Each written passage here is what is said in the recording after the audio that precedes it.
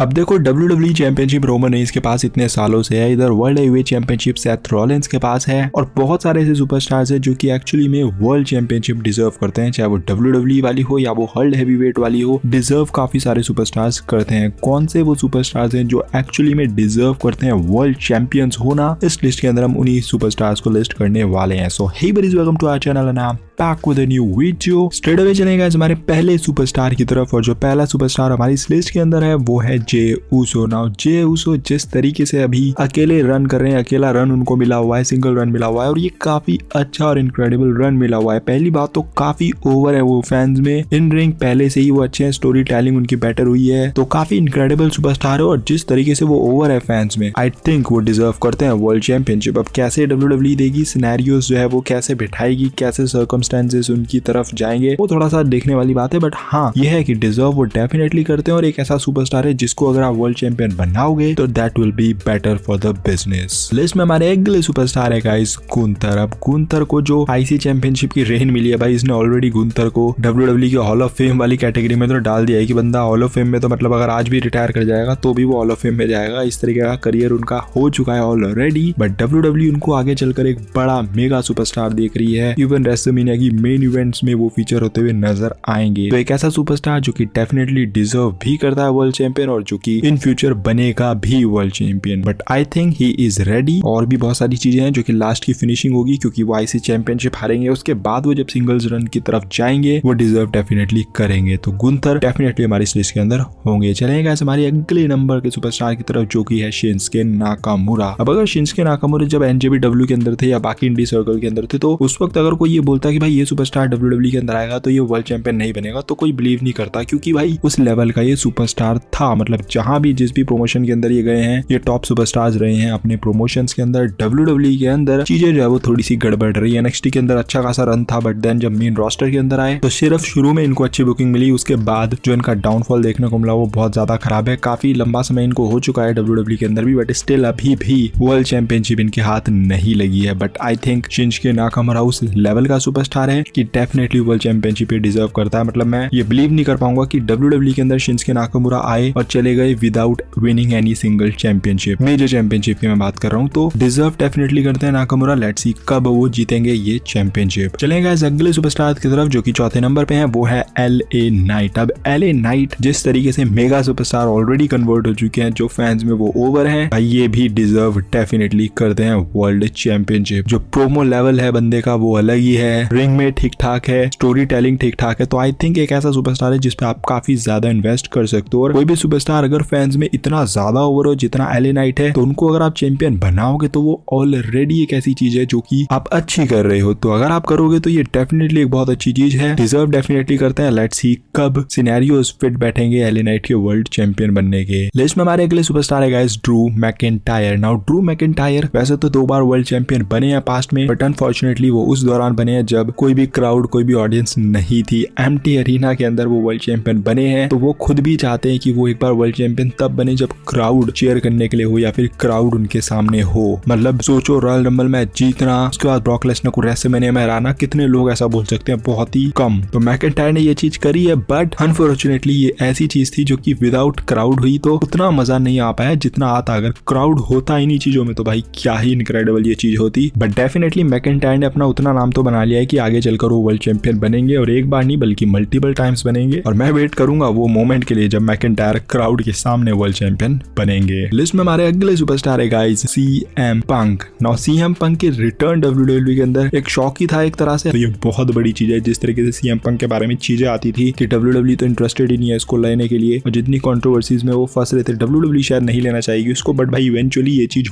हो गई कि CM पंक WWE के अंदर आ गए। तो बहुत बड़ा शौक था ये, अगर इस तरीके से आप सोचोगे। मोमेंट भले आप कह सकते हो कि वो हमने रिपोर्ट्स वगैरह में देख लिया था, पता चल गया था कि CM पंक आ सकते हैं शिकागो में, बट ओवरऑल ये काफी तगड़ा शौक था। तो CM पंक अब क्योंकि आ चुके हैं WWE के अंदर, और सबको बताया WWE छोड़ो पूरी रेसलिंग प्रमोशंस जितनी भी है उनमें one of the most over superstar जो कि है क्राउड में वो है CM पंक। क्राउड से उनको जो प्यार मिलता है वो तो इनक्रेडिबल है, और बंदे में कोई कमी नहीं है, ऑलरेडी प्रूव कर रखा है सब कुछ उन्होंने, चाहे वो इन रिंग स्किल्स हो, चाहे वो माइक स्किल्स हो, स्टोरी टेलिंग हो, हर एक चीज में CM पंक टॉप नॉच है। तो डेफिनेटली डिजर्व वो करते हैं वर्ल्ड चैंपियनशिप। वापसी हुई और वो बनेंगे भी वर्ल्ड चैंपियन। हो सकता है रेसलमेनिया 40 में भी वो वर्ल्ड हेवीवेट चैंपियनशिप कैप्चर कर ले सेथ रॉलिंस रॉलिंस को हराकर। अगले सुपरस्टार लिस्ट के अंदर है guys Finn Balor. Now Finn Balor वैसे तो यूनिवर्सल चैंपियन बने थे, बट सबको बताया कि भाई कितनी जल्दी वो उस चैंपियनशिप को हार गए थे, या फिर हारे नहीं, मतलब रिलिंक्विश उन्होंने कर दी थी। उसके बाद जब से वो रिटर्न हुए उस इंजरी के बाद से, तो वापस से वो वाला फिन बैलर में देखने को नहीं मिला। बट अगेन एक ऐसा सुपरस्टार है शिंजुके नाकामुरा की तरह, जो कि सब कुछ किया है अपने पास्ट करियर के अंदर या फिर WWE से पहले, तो डिजर्व ये भी करते हैं WWE के अंदर वर्ल्ड चैंपियनशिप कैप्चर करना। एक रन इनको मिले WWE चैंपियनशिप या फिर हैवीवेट चैंपियनशिप के साथ, तो वो ये डिजर्व करते हैं एंड इवेंचुअली कभी ना कभी वो ये करेंगे, बिकॉज ट्रिपल एच इंचार्ज में ट्रिपल एच उनको काफी हाईली रेट करता है। इनफैक्ट फिन बैलर को हर कोई हाईली रेट करता है। तो लेट्स सी वो मोमेंट कब आएगा जब फिन बैलर एक बार फिर से चैंपियनशिप जीतेंगे और इस बार उनको ठीक ठाक रन मिलेगा। लिस्ट में हमारे अगले सुपरस्टार है Kevin Owens. Now Kevin Owens talent के मामले में एक ऐसा बंदा है जो कि हर तरीके से डिजर्व करता है वर्ल्ड चैंपियन बनना, चाहे वो प्रोमो स्किल्स हो, चाहे वो इन रिंग स्किल्स हो, स्टोरी टेलिंग हो, हर एक डिपार्टमेंट में ये बंदा टॉप नॉच है। तो डिजर्व ये डेफिनेटली करता है। काफी समय से इनके पास एक वर्ल्ड चैंपियनशिप आनी है, वो पेंडिंग है, रिपोर्ट्स वगैरह भी आती है, बट वो मोमेंट मिल नहीं पा रहा है क्योंकि बाकी जो भी चैंपियन बने हुए हैं उनके साथ मतलब वो ऐसा सीन नहीं बैठ पा रहा है, या फिर जैसे कि फॉर एग्जांपल अभी रोमन रेंज है तो उनसे चैंपियनशिप ले नहीं सकते हैं for whatever reason. Then Seth Rollins अभी बने हैं तो उनको भी चैंपियन आपको बनाना था, तो वैसे सर्कमस्टेंसेस थोड़े से डिफरेंट है, डिफिकल्ट है, जिस वजह से केविन ओवेंस जो है वो वर्ल्ड चैंपियन नहीं बन पा रहे हैं। अदरवाइज अब तक ये बन